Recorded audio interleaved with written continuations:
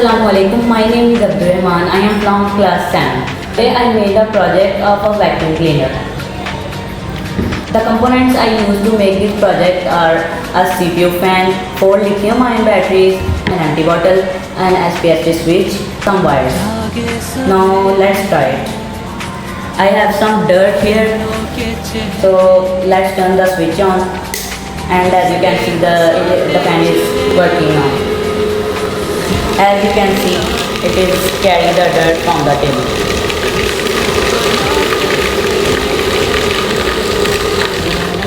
The dirt needs container now.